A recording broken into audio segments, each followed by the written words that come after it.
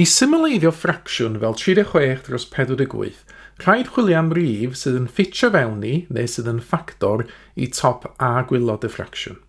Nawr i fan hyn, mae 36 a 48 yn eilrifau, felly mae 2 yn ffactor o'r top o'r gwylod.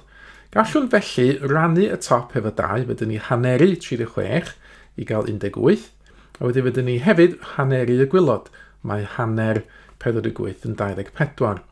Ac yna, dyn ni angen dal ymlaen ceisio symleiddio nes dyn ni methu wneud o ddim mwy. A mae 18 a 24 yn eilrifau, felly eto fydde haneri y top, hanner 18 yn 9, a haneri y gwylod 24 hanner fy 2 yn 12. Nawr, rwan, dydy'r top ddim yn eilrif, felly fydde ddim haneri eto, ond mae'r 2 rif yma yn tabl 3, maen nhw'n lluos rifau 3, ac felly fedai rannu yr rhifiadur fan hyn y top efo 3, mae 9 rhannu 3 yn 3, a rhannu'r enwadur neu'r gwylod efo 3, mae 12 rhannu efo 3 yn 4. A nawr does yna ddim ffactor cyffredin i 3 a 4, ac felly dyma ni wedi sgwennu'r ffracsiwn greiddiol ar ei ffurf symlaf.